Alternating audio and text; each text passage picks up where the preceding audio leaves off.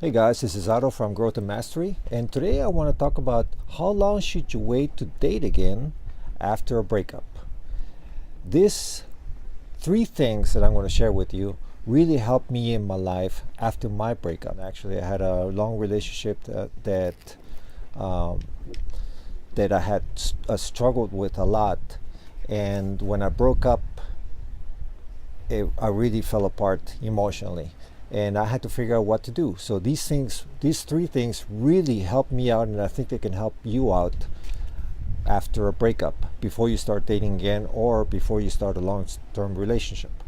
The three things are an abundance mindset, a self-test, and personal improvement. Now let me explain about the abundance mindset first of all. There's a saying that the world has plenty of fish out in the sea.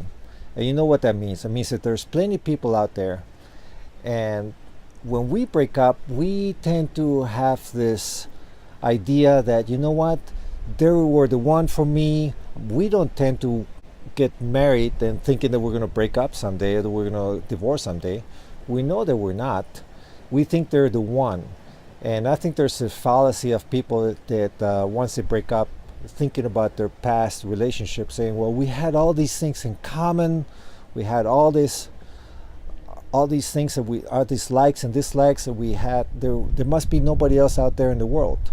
When my philosophy is that the world is abundant.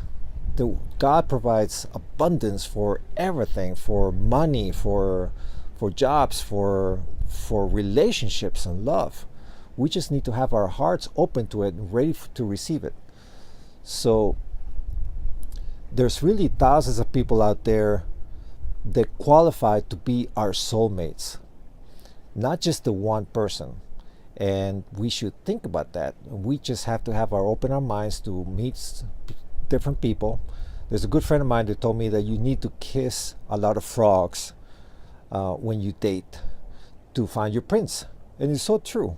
You find out that you don't have to get intimate with every person. You're just getting to know people, and you find out that there's a lot of good people out there that would qualify to be a match for you. So I think that's the first thing that you should do. The second thing that you should find is a self-test. When you do go out with people, when a lot of times the subject comes up as to, hey, what happened to your last relationship? And when you find yourself talking about your ex forever, for say half hour, 2 hours. I've gone out with people that've been divorced for 2 years, and still they just talk about all the bad things that they did to them, and all the betrayals, and they go on and on for 2 hours. It's incredible. When I used to be asked, I used to do the same thing, until one day I realized, you know what? I am focusing so much on this one person that I'm not letting a chance for new opportunities to come to me. So if I had to explain, it's like, you know what? This happened, but I'm over it in life. I'm ready for life to move on. And that's it. Just a quick explanation that helps me, and that helps them just move on to a conversation. And it really helps my psyche too, to just be able to just move on in life. The third thing that I would suggest for you is, before you go serious with somebody else, is some self-improvement. And this could be with your finances. How are your finances? Some people that get divorced, it's a huge financial drain to get divorced. Do you need a better job? Do you need to work on a business, something that you love? I'm doing my own business here. This is part of me helping other people, and also making it a business as well. It's a passion of mine. What's your passion? Do you like sewing? Do you like decorating homes? What's your passion? Why don't you make it a business? In the world of the internet, It's the easiest time to do this, and make your time work for you. How about your physical health? Are you in shape? You don't have to be super muscular. You don't have to be super in shape and very skinny or all of that. But as long as you show an improvement, as long as you are doing those steps and regularly, maybe going to the gym or going for walks or whatever you do for your fitness, as long as you're showing some self-improvement.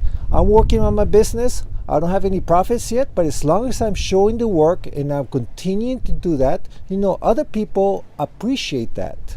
That's what they appreciate, that you're actually working on something. You don't have to be there already. It's just the opportunity that they see that you're working on something to improve yourself.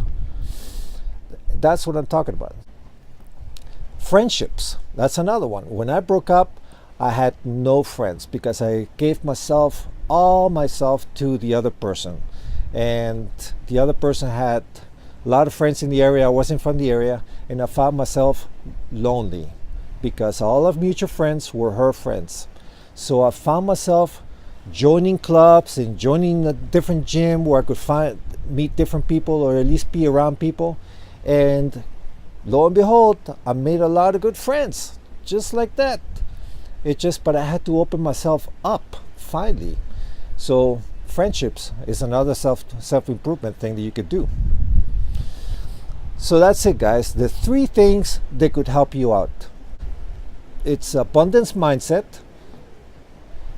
the self-test. Make sure you keep it short and to the point, not only for other people, just for yourself, and your self-improvement.